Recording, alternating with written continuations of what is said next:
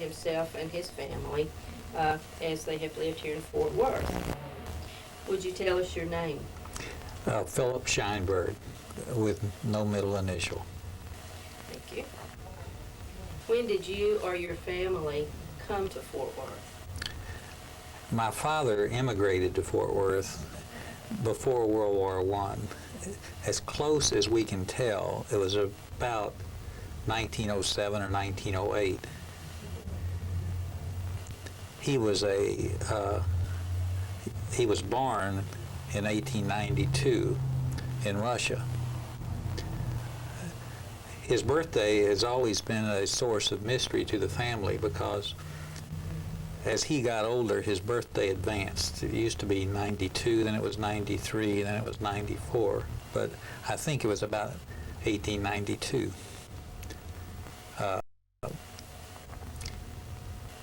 His family lived in a small Jewish settlement in Russia called a shtetl. The locations of these little Jewish villages is difficult to pinpoint nowadays because so many of these villages were destroyed during World War I and World War II. Usually when I would ask my dad specifically, where were you from, he would name the nearest Russian city that would be around, like Minsk or Brest or one of those cities. It was in what is now known as Belarusia. I'll talk a little bit about his family. There were, I think, 5 children in my father's family, and he was about in the middle. He had an older sister, a older brother, a younger brother, and a younger sister. For that day and age, they were pretty prominent. He said his mother owned property and had a building. They had a bakery and various and sundry things in the little village. In Russia, in this period of time during the Tsarist Russia, there were a lot of pogroms occurring. This was all over Russia, and that's when the massive immigration occurred into the United States and to South Africa and to Germany. By 1900 to 1905, my dad was probably 12 to 15 years old, and it was becoming apparent that life was becoming untenable in Russia. There was always the fear that they were going to be drafted into the Tsarist army and sent to Siberia, and a lot of Jewish boys disappeared that way and never returned home. So his folks were determined to send him and the rest of their children either to America or to South Africa for a better life. Why Fort Worth? There's a certain clannishness which the European Jews and other ethnic groups had, not so much for their relatives, but for the people from the same villages. They were called landsmen. And there were several landsmen from his village who had come to Fort Worth. In fact, there's still families here. The Bockstein family were from his village. And my father's parents knew about the Bocksteins. To me, one of the most touching things of my father's early memories is when he left Russia to come to the United States. He came by himself, and he was somewhere between 13 and 14 years old. And he says that his father took him to the train and put him on the train, and he was traveling with some other people who were leaving Russia. And he said the last he ever saw of his father was waving a red handkerchief as the train pulled out. And he never saw his mother or father again. When he arrived in the United States, we have 2 theories. One theory was that he landed at Ellis Island. The other theory was that he landed in Galveston. We're not really sure. Nevertheless, he made his way up to Fort Worth because of the Bocksteins. He had no other relatives. He was the first of that family, of his family, to immigrate here. when he arrived in Fort Worth, he didn't speak English. He spoke Yiddish and Russian, which was true of most of the immigrants of that period of time. So the first thing that he had to do was he enrolled in night school to learn English. In fact, this was almost a universal thing because they knew they had to learn English if they expected to make it over here. His first jobs, I used to ask him about his first jobs. His first jobs, he waited tables in a rooming house. He worked as a painter's helper and did various and sundry things. He fairly quickly caught on to American ways, even though the immigrants stayed in their little conclaves. It's interesting because near downtown Fort Worth, there were a lot of big rooming houses where the immigrants lived. And in these rooming houses, you didn't hear English. You either heard Polish or Yiddish or one of the other languages being spoken, but they tried to speak English when they went out.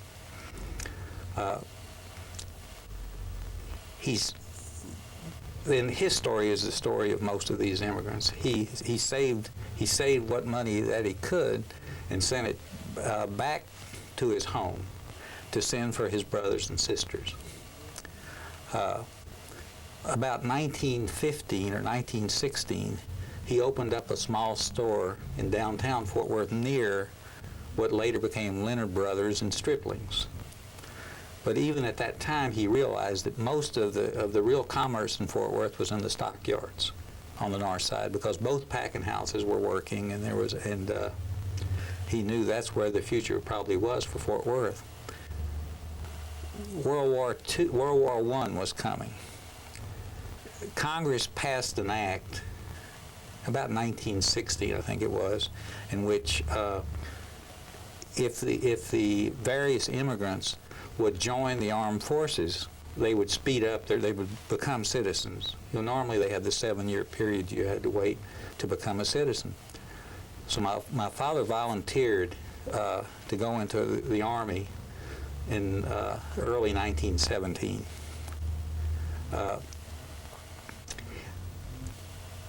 He went to Camp Bowie. I practice. I've been practicing medicine in Fort Worth for many years, and it's interesting. I have a patient who I was talking to one day. She was an older woman who's from the north side. Her family owns her family were in the livestock business. And one day I was sitting there and I was bent over in my chair, and she told me to sit up straighter. She said, "Your father would never have been like that." And then she said, "I remember your father because when I was a young girl, we went down to the bus station and watched your father and a Mr. Bobo and several other of the young men get on the bus to go to Camp Bowie." And she said, "Your father was an extremely handsome young man." And she remembered that because she was just a young teenager at that time. Before he left to go to the Army, he rented a space on Exchange Avenue in the stockyards to open up a business. And by then he had brought his younger brother over here, Manuel. So he had Manuel open up a small dry goods store there to keep that space, which was at 105 East Exchange. And that 105 East Exchange was our store until my father died. In World War I, my father was a complete pacifist. I mean, I've never seen him have a gun or anything else, but he was an automatic rifleman, which was like a light machine gun. And he was assigned to the 7th Division, and they went to France, and they fought in France, and he was discharged in 1919. I had seen his discharge papers. On the discharge papers from those days, they put on the paper that they became a citizen because of this act of Congress. Is the reason I knew that, because he had told us that too. He fought in several of the battles in World War I, in the Battle of Chateau Thierry, and then in the Moose Oregon Forest. later, when I was in the service, I actually visited some of these battlegrounds, of World War I. He returned to Fort Worth and opened up his business, took it back from his brother in the stockyards. And he remained there the rest of his life. Life in the stockyards was interesting, and today the stockyards is different than what I remember the stockyards from the 20s and 30s and 40s. Then it was really the commercial hub of Fort Worth. It's where money was, their business was transacted, cattle were sold, and mules were sold, and the tourism was not even a factor then in the stockyards. Initially, my dad had a partner in his business, one of the Pragers, and in 1926, when my oldest sister was born, he bought this partner out, and so he was independent from that time on. I'd like to mention a little bit about the way the family grew. As I said, my father was single, and he had brought back brothers, and he had sent for his brothers and sisters, and his brothers and sisters all came to the United States and settled in Texas. Most of them did. His parents never left Russia, so they never saw their parents again. About 1920 or 1921, my father and one of his brothers went to an affair in Dallas at one of the Jewish community centers or Jewish congregations. And there was a very outstanding cantor there. His name was Reverend Abraham Fromm, F-R-A-M. He was the cantor. A cantor is someone who sings the services, in a Jewish house of worship. He was the cantor at Shereth Israel, which is the largest conservative Jewish congregation, I think, in the United States. But he was the cantor there from 1910 until about 1935 or 40. He had a beautiful voice and sang in perfect pitch. He also had a lot of sons and daughters. When he met my father and his brother, the story goes, he says, I want you to come over to my house. There's some people I'd like for you to meet. So he took my father and his brothers over to his house, where my mother and her sisters were all there. And they all were hiding behind the door and looking around because they had never seen anyone as handsome as my father. In fact, later my mother told me that we all were saying, I want this one, no, I want this one. They were pointing at my dad. My dad was quite taken with my mother, and he used to ride the interurban from Fort Worth to Dallas to court her. And he wrote her very sweet love letters. All my life I have waited to find someone like you. And they got married in September the 4th, 1921. After they married, my dad decided he needed and my mother became pregnant. He bought a house on the north side, which was at 1308 Hill Place, which was a small house, but it's the house I remember. And in fact, I was born in that house. My older brother, Joseph, was born in 1923, and then Gloria was born in 1926, and I was born in 1927. Then I have a younger sister. Bela was born in 1930, and Israel, the youngest, was born in 1932. So we had a lot of children during that period of time. My mother was a very learned person. She was, whereas my father had very little education because he left. The education he had in Russia was primarily with tutors at home, and then when he came to the United States, it was night school and then self-taught. My mother actually went to, she was raised in Mobile, and then they moved to Dallas. On her side of the family, my grandfather, Reverend Fram, they were from Lithuania, and he went to the big yeshiva, which is one of the famous yeshivas or house of learning in all of Russia or all of the Balkan states. And he was a rabbi in Russia.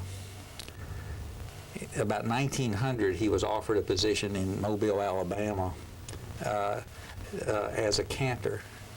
So he came to Mobile and brought his family, and they stayed in Mobile until about 1910, and then moved to Dallas. Besides being a rabbi and a cantor, my grandfather was also a sheikh and a moil.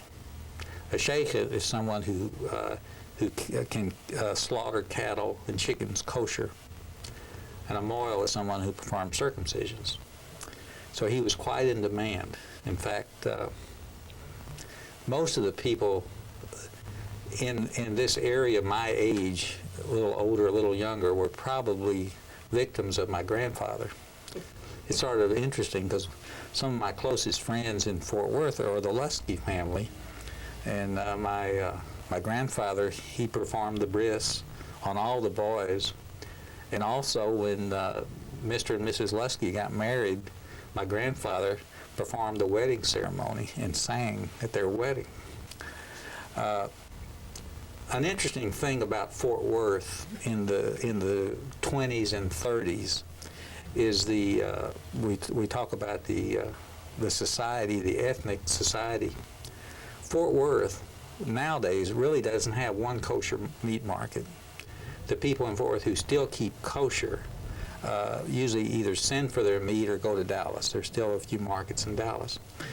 In the 30s and 40s, there were at least 3 or 4 different kosher meat markets in Fort Worth. And Swift's, the big packing house, one day a month would have a kosher run. They would actually kill kosher in the packing house. And my Zadie, or my grandfather, would come over to the north side, and he had a little roadster. He would come over to the north side and park in front of the store. And this is actually in my own memory. And he would go up to the packing house, and he would slaughter cattle. And then he would come back to the store, and go across the street to one of those the saloons there and drink a glass of beer. And they always had rye bread on the counter, and he would drink the beer and eat the rye bread and come and talk to his son-in-law, my dad, and then go back to Dallas. This continued probably up to World War II. By then, our mores had changed. Fewer and fewer people were keeping kosher, and it became and the kosher meat markets closed in Fort Worth. And I think it became a very inefficient thing for the packing houses to do that. Life in the stockyards in the 30s, I remember vividly. I was raised on the north side, and I went to school on the north side. And I used to go down to the store after school, and a lot of times on Saturday. We would go, as most youngsters would do, we'd go to the ISIS theater for either a dime or a quarter and watch a double feature, and then go back to the store. And there were a lot of characters in the stockyards that are just indelible in my mind. In fact, they shaped. I sometimes think they shaped part of our character. I remember one character from, I won't mention his name because some of his family may still be alive, but he was from Rome, Texas, which is north of Fort Worth. There's a nice family. They had a farm. They raised cattle, and they'd bring them into the stockyards to sell. And this one character was a drunkard. And he would come into town, like he'd bring his cattle in on a Wednesday or Thursday, and he would sell his cattle and get his money. And then by the weekend, he would be drunk, and he would be really pathetic, and then lose all of his money. And then one of his family would pick him up and take him back up to Rome or Boyd, where he was from. And my younger brother and I would see him coming down the street, and it was so awful because he'd be bouncing off the walls and stuff like that. We'd, oh, here he comes again. And I can remember him vividly because he would come in the store and go up to my father. He had just sold his cattle. He would have several $100s, and he'd say, now, Mr. Sheinberg, I'm going to give you this money, and I want you to keep it. And no matter what I do, don't give it back to me until Monday. And then he would keep a little for himself, and he would leave.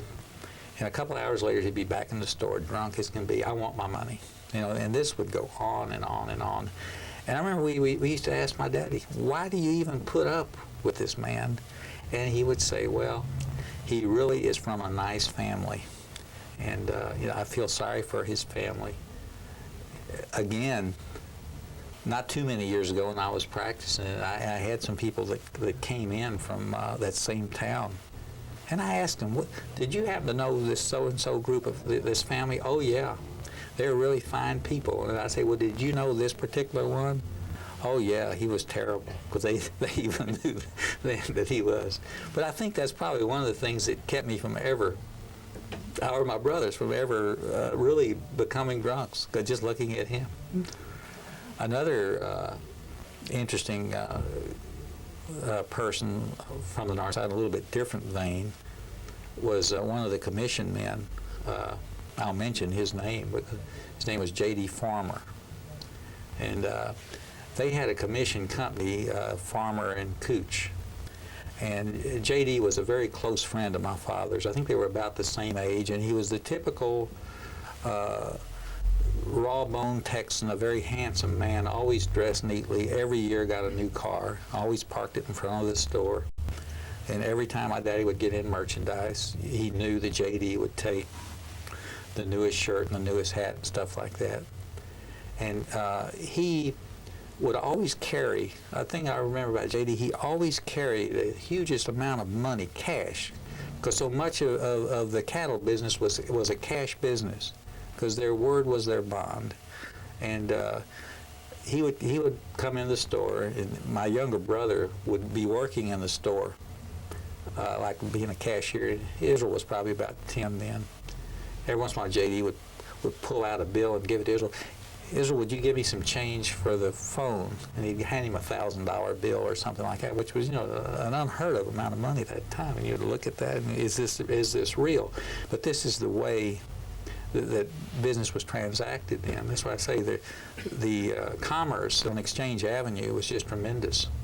And another thing that I remember about the Exchange Avenue is they're up the street, up above the stockyards. There were a bunch of mule pens where they would have horses and mules, and periodically they would run them down the street, down Exchange Avenue, to some other pens which were closer to where the packing houses were. And when they would do that, they would block off North Main from traffic. And if you nowadays it's not that way, but in those days the curbs on Exchange Avenue were about at least 3 or 4 feet high. It would keep the mules or the cows, if they were running cows on the street, from getting into the storefronts. And I can remember at first when I was real small, it was scary because you'd hear them coming and it would be just like a thundering hood, and it was like the Old West with cowboys driving these horses and cows down the street. This would be back in the 30s that we used to see that. Life, I was, like I said, I was raised on the north side, and the north side was different then than it is now, like most places are. There were, because of the packing houses, there were tremendous numbers of different ethnic groups that settled on the north side because they worked in the packing houses. There were little conclaves of Poles and Bohemians and Armenians and these various things that some of them I didn't even know where they were from. And My father had friends amongst all these people. I think because he identified with him. He even, I mean, he didn't go to school, but he could speak Spanish because he knew he had to, because there would be Hispanic workers would come, and he learned to speak Spanish, and he could speak these other languages just in the commercial event in the store. In about 1930, the man who had been working for my dad for about 10 years left, and he hired another man. His name was Sam Gardenhire. And Sam Gardenhire, my dad was of short stature, and Mr. Gardenhire was tall. And there was Big Sam and Little Sam. And the two men, they worked together every 6 days a week from 1930 until 1968 when my dad died. And I was telling Nancy that they had a tremendous amount of respect for each other, and the strangest thing to me is that they never called each other Sam. There was always Mr. Gardenhire and Mr. Sheinberg. Mr. Sheinberg, do you remember where you put these boots? Or Mr. Gardenhire, where did we put those shirts, or something like that? And this went on for 38 years. There was still Mr. Gardenhire and Mr. Sheinberg. Mr. Gardenhire never.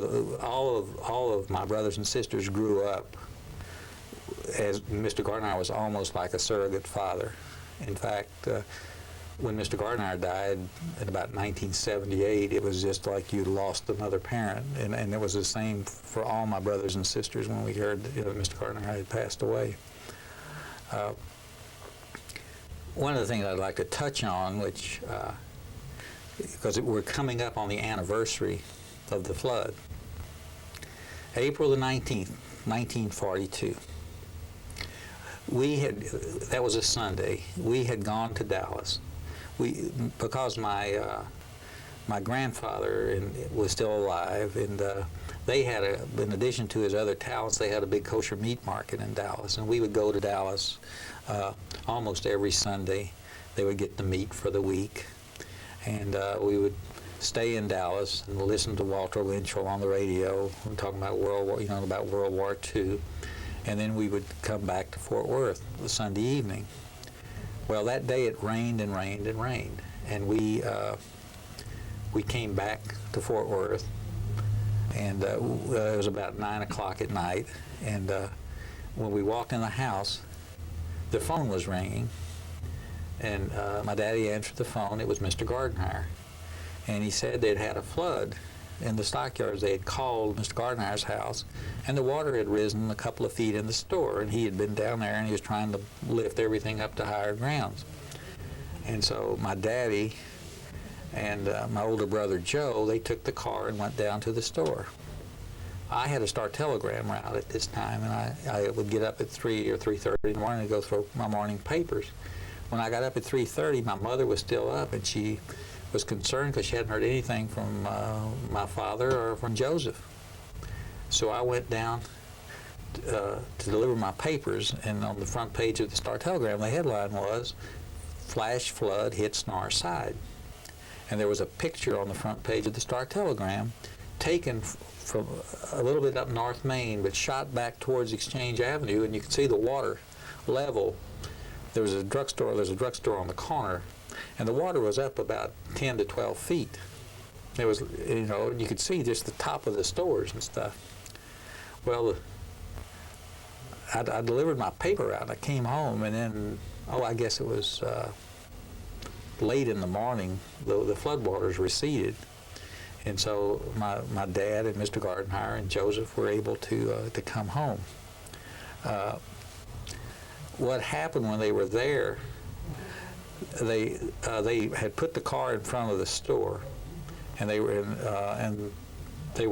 putting the wet merchandise in the car when a big wall of water came up from Marine Creek, and all the people that were working around there rushed into what's now the Stockyards Hotel, and they went upstairs to about the second or third floor of the Stockyards Hotel.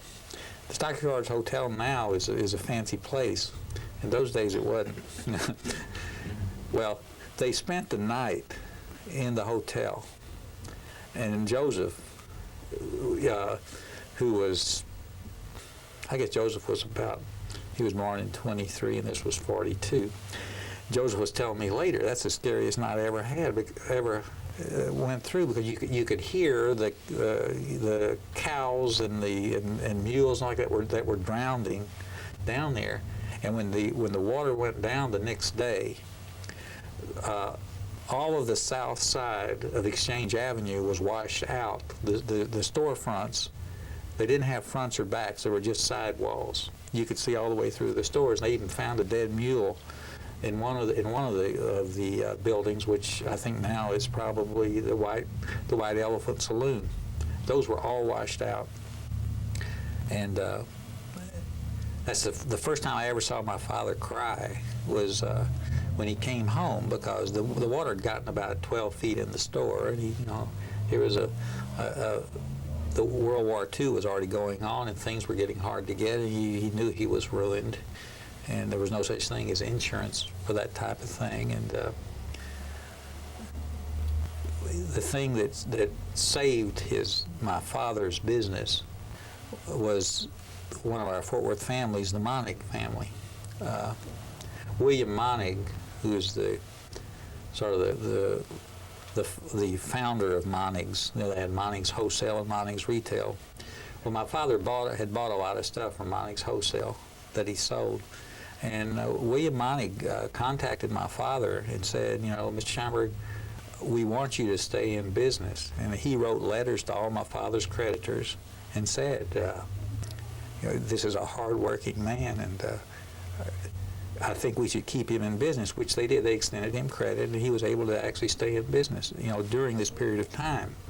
And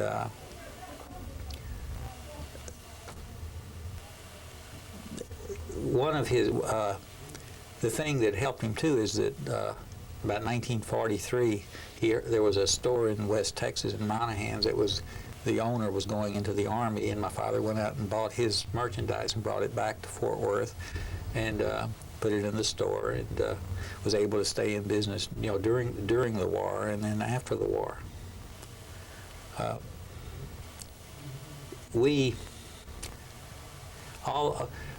Like I said earlier, I have 2 brothers and 2 sisters.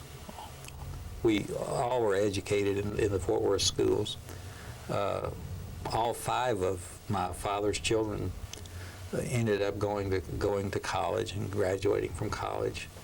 My younger brother became a physicist, and he was one of the founders of a electronics outfit in Dallas called Recognition Equipment. They make the equipment that reads things.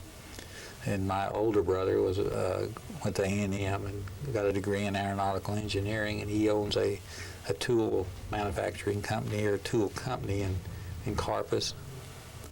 Then my 2 sisters both became musicians. And then I went on to medical school, and I'm an ophthalmologist in Fort Worth. And it's sort of interesting too. I was making a list. My mother and father have 17 grandchildren. And amongst the grandchildren, we've got 2 physicians. One of them is a professor in Houston, a professor at the University of Texas Medical School there. We have a concert pianist. We have artists. We have engineers. We have a couple of PhDs. One of them has a PhD and teaches at the University of Nebraska in Russian. I have another one that I have 2 PhDs in clinical psychology.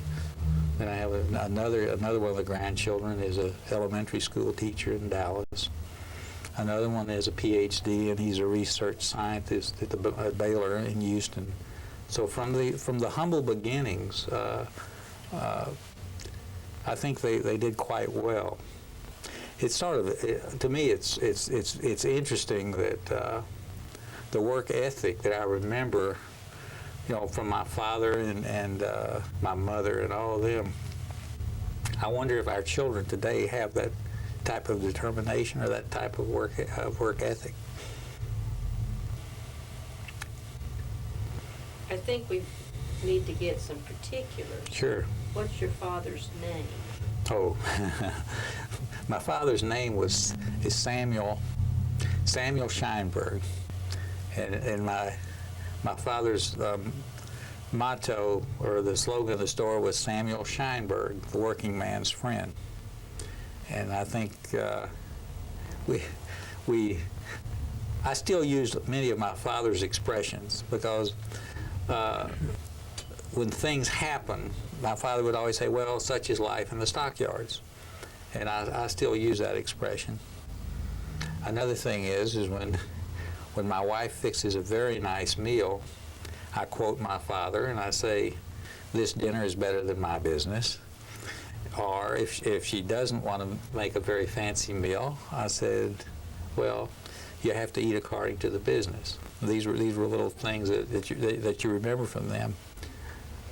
An interesting aside on my father and Mr. Gardner, which we were talking about earlier. Mr. Gardner told me when he went to work for my father, that my father told him, now, Mr. Gardner, we open the store at 6 o'clock in the morning. Now, they would open at 6 every morning, because that's when the packing houses, the people would be going to work in the packing houses. And so he said, I'm going to give you a key to the store, and I'll keep a key to the store, and we'll sort of take turns opening up at 6 o'clock in the morning. And Mr. Gardner told me later, after my dad died, you know, for 38 years, I opened at 6 o'clock in the morning. Your father never opened at 6 o'clock in the morning. You mentioned that the store was on Exchange. Yes. And I believe you mentioned that it's right Yes, it was. off the corner of Main Street. Yeah, it was 105 East Exchange. At the present time, where my father's store is the Booger Red, is Booger Red's either saloon or cafe. His store was like a L, because it faced Exchange, but then it went through and faced North Main, next to where Jesse Roach's Cattleman's Cafe is, and we call that called the Bargain Annex. And my father, we used to really get mad at my father. I mean, in fact, it's interesting that none of his children went into business with him. And one of the reasons none of us went into business with him is he never had a sale. He never advertised or anything. And the only thing that he knew is that if I buy a shirt for $1 and I sell it for $2, I'm going to make $1 on the shirt. So all the money he ever made, he put back into his merchandise. And that was one of the reasons when we had the flood in 1942, we had a flood sale right after the flood. I mentioned that the Luskys were always good friends of ours, and Mr. Lusky had a empty building up North Main, just south of where the present bank is. So they had trucks, and they took all the wet merchandise up. They took all the wet merchandise up to this store, just piled it in there, and there was probably 400 or 500 dozen pairs of Levi's and things like that, just as high as this room. And there were work clothes and boots and things like that. And they had lost the registers, so my father and Mr. Gardner would stand at the two entrances to this building. They had on carpenter bibs, which they used to put money in. And people would line up. They'd have to let so many in at a time. They'd line up there and dig through and find, because you can't hurt most of that by the water. They would dig through and come up with stacks of Levi's or shirts and things like that. And Mr. Gardner and my father would just give them a guesstimate. Well, give me $10 or give me $15, and they would just stuff the money into their bibs. And we didn't have a car because the car was washed away. They found our car, I guess about 5 miles down the creek, several days after the flood. So I still had a paper route, so I would go down to the flood sale, and then a lot of times my father would give me a couple of big envelopes with money in them, and I'd put them in my jacket, and then I'd ride my bicycle home. Then in the evening, my dad and Mr. Gardner would come home, because Gardner had a car. They would come home and they would pull down all the shades in the bedroom, and everybody would dump all this money on the bed, and they'd sort through it. My daddy would always call that the mud money, you know. And this sale went on for a while, but the people knew. Without even advertising, they knew what kind of merchandise and things that they had there, plus the fact the war was going on and things were getting hard to get. You've mentioned a lot of the things that were in the store. It sounds like that your father stocked. The store was named Samuel Sheinberg. Samuel Sheinberg. Yeah. He stocked Well, ordinary clothes for people. We had working clothes, and they really didn't have drugstore cowboys, and those were real cowboys. And we had walls and walls of boots, and Western style clothes, and work clothes too. And they still, I think I have a picture from the inside of the store, but they had. He even, I guess he thought it was, he hung up socks and handkerchiefs and stuff from the, he would run threads through them and then hang them down from the ceiling. So if you wanted a pair of socks, you know, you just jerk down a pair of socks or jerk down a neckerchief or something like that. And these were the things. Now, this was so old-fashioned. He learned this, I think, when he first came to Fort Worth, so he never changed. So, consequently, none of us were really interested in going into business with my father, and he didn't want us to go into business with him. He really felt that it was beneath us to be in the retail business. You know, he wanted his children to do other things. Did you work in the store? I worked in the store some, but my younger brother was better working in the store than I was, and. In fact, when my younger brother got out of the service, he wanted to go into business with my father and would have been quite successful. He's the one that's the physicist, but my daddy wouldn't let him. He told him he was too good to be in that business, and he would have been very successful, you know, in that business. But my father didn't want any of us to be in the business. Another interesting thing about the business. My dad had a good reputation, and he had a good business. In fact, when he died, he owed no money. Everything we had this huge inventory. It was all paid for, and it really got to be a question: what are we going to do with this? Nobody wanted. You know, by then, I was already a doctor, and my other brothers had already established their careers and stuff. And Mr. Gardner was there, and we talked to Mr. Gardner and said. Mr. Gardner said, you know, I'll do anything that you boys want to do. If y'all want to keep running the store, we'll run the store. If you don't want to run the store, then we'll sell it out or do something like that.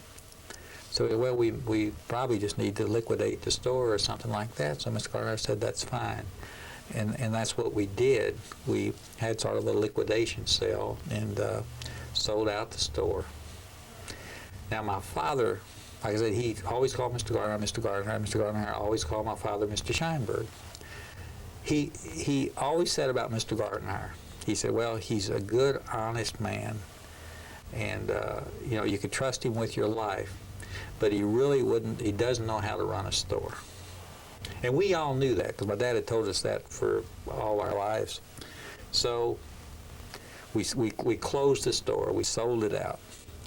We had a very touching sort of a ceremony, because after we had sold the store, we took Mr. and Mrs. Gardner out to dinner. There were 5 of us, and we took the assets from the store and divided it by 6, and we gave, you know, Mr. Gardner. We said we feel that this is just as much yours as it is ours. You know, he was very touched by it. Well, he didn't. About this time, right after this, I came back to Fort Worth. I'd been off in my residency. I came back to Fort Worth, and Mr. Gardner, I just opened up my ophthalmology practice, and he would come over. He wasn't working. He'd come over and visit with me. And Down the street from my father's store, there was another sort of a similar store, the Western store, the white front store. Well, the people, that was my father's competitors. And the people that had taken over that store, they weren't doing all that well. They hired Mr. Gartenhire. So Mr. Gartenhire goes down to the white front store. He runs it.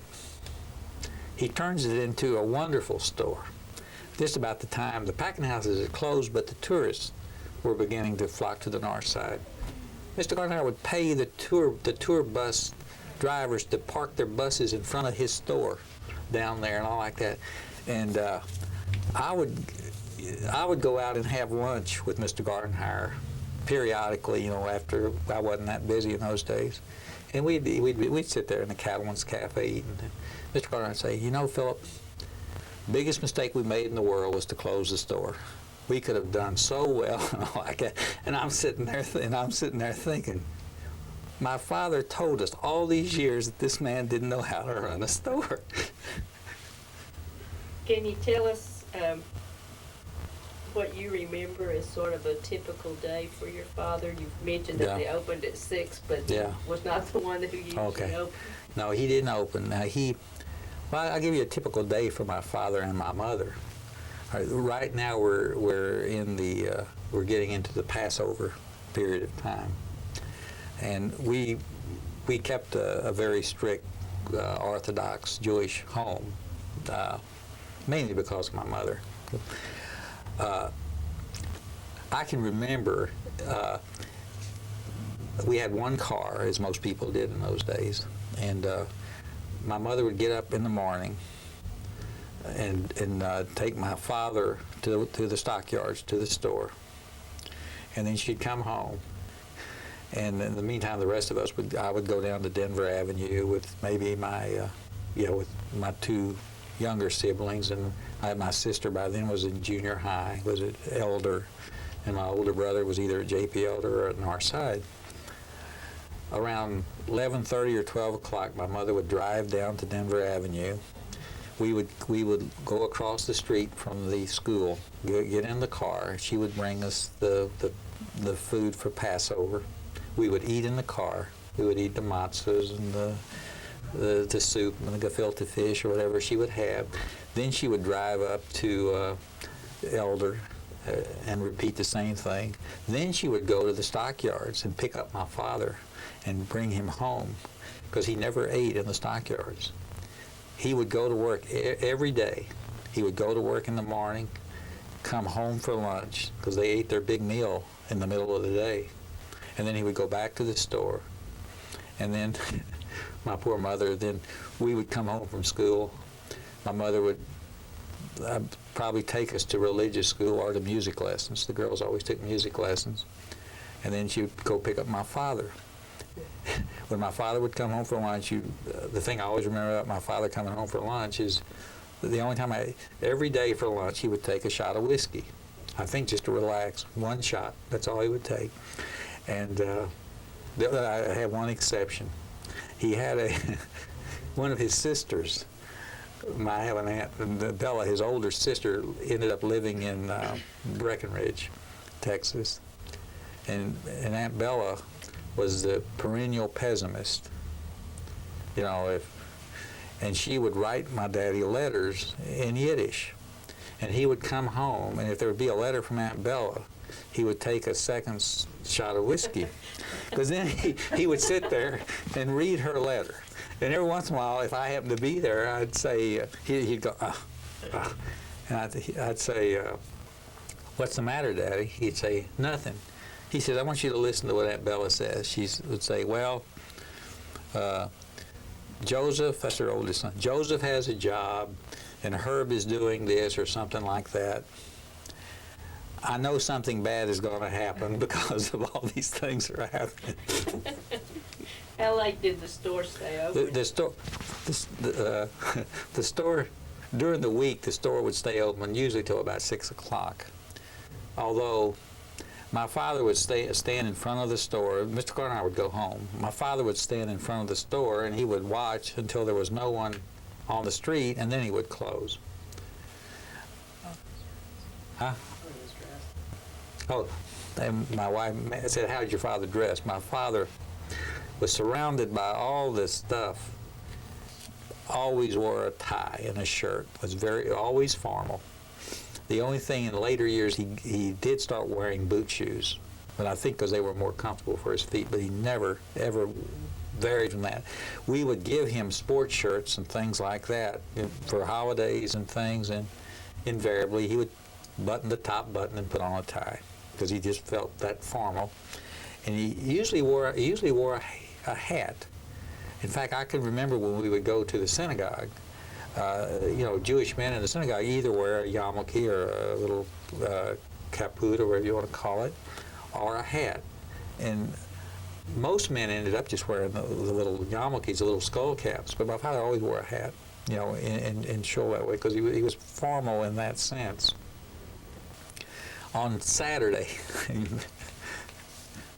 on Saturdays they would stay open later. They would start at maybe at 7, and the store was supposed to stay open till maybe 9 o'clock or something like that. Up the hill from the store, there was an evangelical church, and they used to come down. They had a little children's choir. They would come down and stand in front of the drugstore, and they would start, and there would just be a few drunks leaning up against the buildings and stuff like that, and they would start singing, And usually when they would start singing, my daddy would let us close the store. That's the only time we'd ever close the store early, when they were down there singing or something like that. I assume that he had regular customers from the people that Oh yes. worked out there. Yeah, I see. It's interesting because it's interesting to practice medicine in the town where you were raised, because I have a lot of patients who I knew growing up, or even some of them older than me, who were customers of my father, and they'll come in and talk about it. And they had regular customers, just like the family of the man that I mentioned earlier, who drank a lot. These people were regular customers. I think one of the interesting things that you mentioned earlier about the centennial, in 1936, 1937, I think my sister might have written this in her little thing, that when Paul Whiteman, the orchestra leader, he came out to the stockyards, and he was a big man, and he was sort of taken by my father, and he bought boots and stuff from my father. And one time my father came in, Dinah Shore Paul Whiteman brought Dinah Shore there to the store, and he used to, even a few years later, he would mail him different Western things too. But he never, like I said, he never advertised or anything the store. Did he do a cash-only business? Primarily, except some of his regular customers, some of the people that worked in the packing houses that he knew, he would extend credit to them, and in fact, I just getting back to myself, because I worked in the packing houses in. The first time I worked in the packing house was in probably 43 or 44, and I remember then it was 64 cents an hour was the wages then, and I would work there in the summertime, and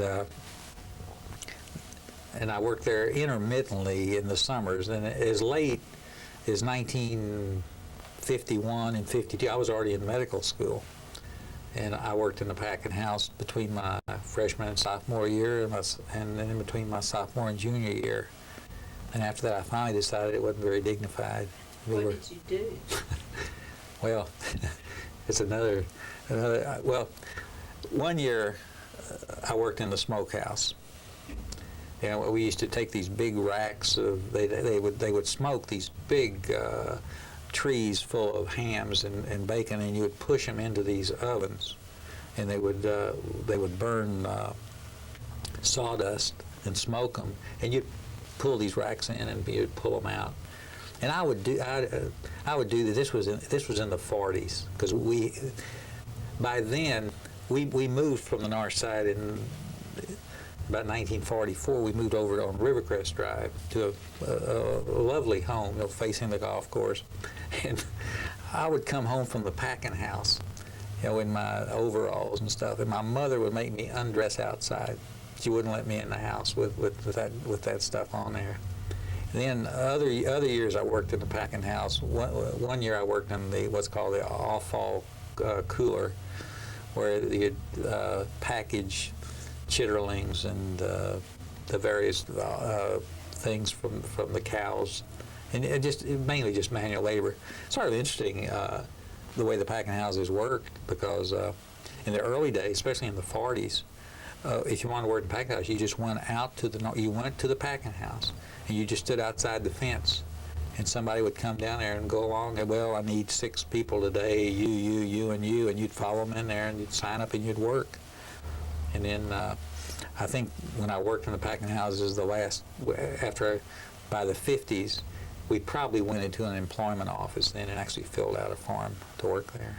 Which one did you work at? I worked at both. I worked at Swift's, and I also worked at Armour's. We've heard stories that people were very loyal to one or the others. Yeah, they were. You crossed loyalty. I crossed loyalty lines. Actually, Swift's was probably a more upscale place to work than Armour's was. Although when I was in medical school, I was actually working at Armour's. We had I think we're about to run out of That's tape. fine. There are a number of other questions we'd like to ask you. Some I can Yeah. ask you and just Yeah. write down the answers to. If we can, I'd like to get another tape and extend some of this so that we get it on tape, if you're willing to Sure. go a little bit longer. Okay, and why don't we take a Let's short break? take a break. For years, we do as a sing-song. And then the other thing which we used to do in those days, because we didn't have air conditioning, people would always take rides. So after supper and after the sing-song, we would get in the car, we'd run for the sides, and then we'd go riding. We'd ride out to the lake, out to Lake Worth, over the bridge, and then back, and then sometimes out Camp Louis, and we would usually stop for ice cream. Or on where the Loring Hotel was, there at the big intersection there of 7th Street and Camp Bowie, there was a root beer stand, a Weber's root beer stand, and we used to stop at the root beer stand, and they would order 3 and 2 or 2 and 3. You could get little root beers, like 2 for a nickel, and then you get the bigger mugs would either be a nickel. So usually the big people would get the big ones, and the little kids would get the little ones. And then they would drive around till I realize now why they would do that. They would drive around till we were all just about asleep. Then when they would take you home, they could carry you in there and flop you in bed, and you could sleep. And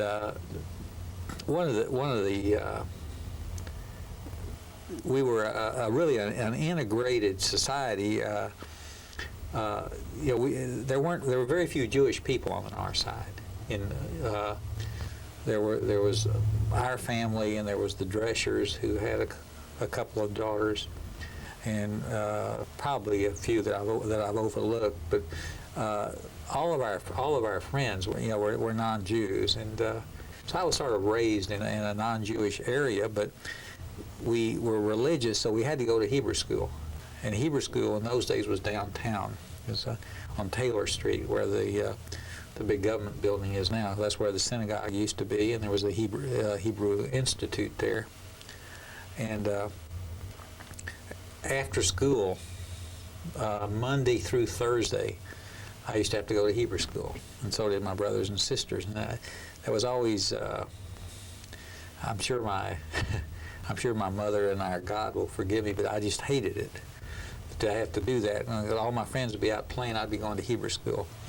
And usually Hebrew school would last from maybe 4 to 6 every afternoon. And, you learned Hebrew, and you learned some of the services and prayers and things, songs and things like that.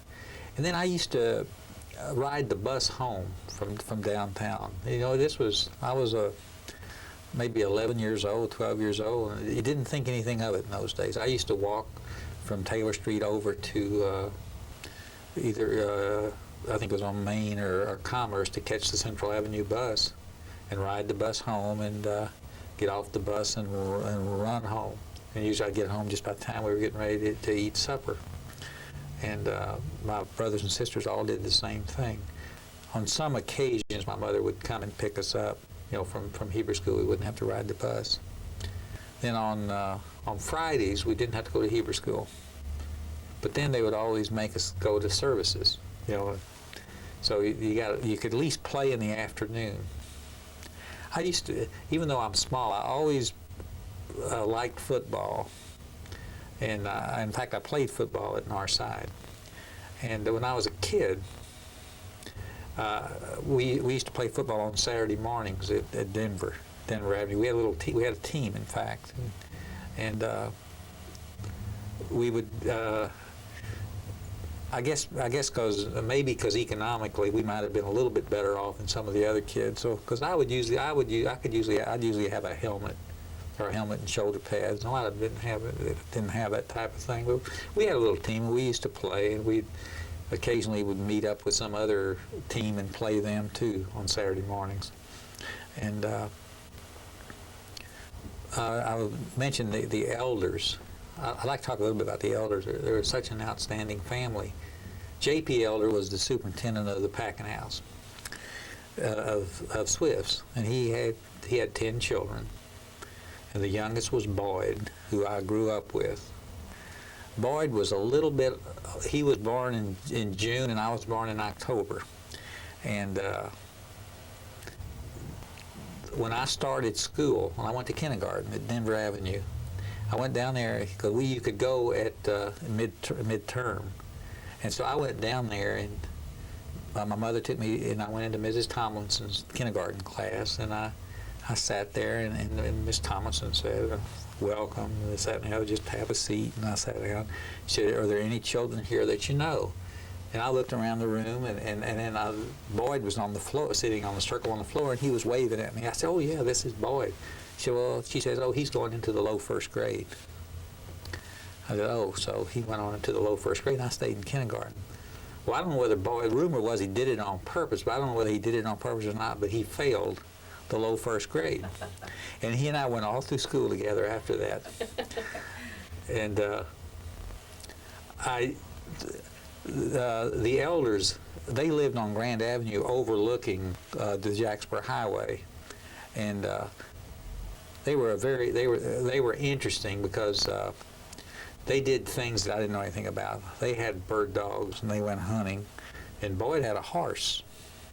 And named Star, and we used to ride horses on the north side in those days. I never had a horse, but I'd always ride Boyd's horse. And one of my greatest pleasures was be in the summertime. The elders would go on a vacation up to Eureka Springs, Arkansas, and I would get to take care of the horse or take care of the dogs or something like that. And this went on for years and years, and. Also in our neighborhood, across the street from us, there was another nice family, the Boyds. And Mr. Boyd was the foreman of the box factory, I think at Swift's. And he had a son that was older than me. His name was Odell Boyd, who always sort of looked after me. He sort of protected me. Because we would occasionally run into anti-Semitism. There were some bad boys around. They would sometimes throw rotten eggs on our house on Halloween and do things like that. And usually Odell was a pretty strong character, and he really wouldn't let anybody hardly pick on me. And then next door to us on Hill Place was another family, the Lovelaces. And if you're an old North Sider, you remember there was Lovelace Grocery and Market, which was one of the first supermarkets in Fort Worth. It was down on Main Street, and they lived next door to us. On the other side were the Bateses, and they always seemed old to me, and years later, Nancy and I came back from, I guess we'd come back from Michigan. We drove over on the north side, drove up Hill Place, and there was this old lady sitting there on this porch. And we lowered the window, and she kind of looked at us, and I said, are you one of the Bateses? And she said, yes. I think this was either Mrs. Bates or maybe one of Mrs. Bates's daughters. This was an old lady. And I said, do you remember the Sheinbergs? She said, oh, yeah. I said, well, I'm Philip Sheinberg. And then she said, oh, so I remember we used to leave the windows open because we liked to listen to your sisters play the piano there. You know, this was about 1970 that she was telling us that. As a young man, maybe high school age, Mm-hmm. what did you and your friends do for fun? Well, That you'll tell? well, we didn't do anything really bad by today's standards. I mean, we were into sports a lot. You know, into like to football and things like that. And we used to ride bicycles around the neighborhood. And then in the evening, a lot of times in the evenings, we would actually. I was a little bit younger than that. We'd play outside. We'd play the various games, you know, Biggie Wants a Signal and hide and seek and those type of things. And very little, you know, at least very little drinking, and most youngsters in those days didn't really date. A few boys had girlfriends and stuff like that, but not very many. And most of the boys went with the boys, and the girls went with the girls. Can you tell us about some specific holiday celebrations? Sure. That Yeah, we mentioned Passover. Passover is this time of year, and I always think that if the Orthodox Jewish mother could live through Passover, she could live through anything, because I know in our house they would go into a frenzy, you know, a spring cleaning. And we had dishes, you know, that we only used during Passover, and my mother would store them up high. So all these dishes would have to come down, and all the regular dishes would have to go up, and the house would have to be cleaned, and then they would prepare the foods. And like I mentioned earlier, my mother used to bring us the food. They were much stricter then as far as the interpretation of what you can eat and what you can. It's an ongoing argument. It still is, whether you can eat legumes or not eat legumes. You know, there isn't really any logic to any of this. It's just tradition is what you do. And my mother was a very strict traditionalist, I think because of her background. And I can remember her arguing with Rabbi Garsick over, because he would come in our synagogue bulletin, he would come out that you can eat so-and-so, so-and-so, and so-and-so for Passover. And my mother would call him and say, you're not right, Rabbi. You can't eat this or you can't eat that. but this was Passover, which is, I guess, the main holiday in the spring. Now, the more serious holidays, as most people know, were the New Year's or Rosh Hashanah and the Day of Atonement, Yom Kippur. And Yom Kippur is the fast day, the Day of Atonement. And we used to always go to Dallas for Yom Kippur when my grandfather was alive. And we would even when we were young, we would try to fast. And my older sister and I would have sort of contests to see who would go the longest. You know, she would usually win. I mean, she would fast till 3 in the, you'd start the night before, and she would go till 3 in the afternoon. Usually by 1, I would kind of give out or something like that. And then when all the folks would come home from the services, you know, say, how long did you fast and how long did you fast? And the other holiday at that time of year was Rosh Hashanah, which is the New Year's, which is usually in the fall. And we would also, for Rosh Hashanah, we used to go to Dallas. But in later years, we would stay in Fort Worth. One of the things I remember about my mother and the holidays is, especially on Yom Kippur, a real Orthodox Jew doesn't ride in a car. I remember one year my mother tried to walk from 1308 Hill Place to Taylor Street, you know, where the synagogue was, because she didn't want to walk. I guess she made it. And then the next year, what they did, they would take a room in the Texas Hotel, which was just a block away from the synagogue, so they wouldn't have to walk. And then I think as years went by, they got to where they would drive and do things like that.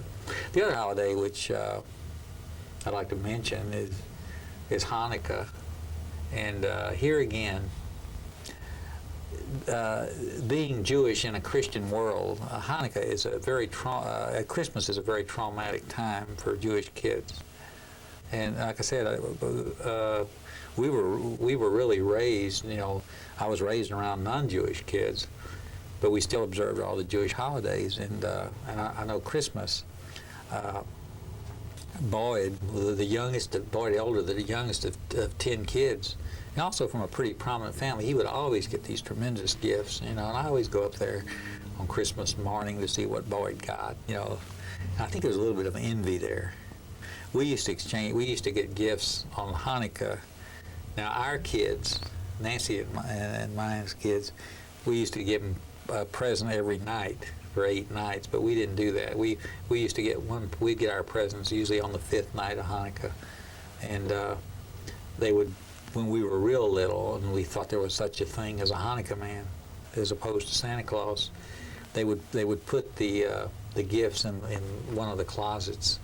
I can remember getting that bicycle, that little tricycle that's in one of our pictures, and or a toolbox, or skates and things like that, you know, from Hanukkah. And then we used to always have these fantasies that Santa Claus lives at the North Pole, but the Hanukkah man lives at the South Pole, and this type of thing like that.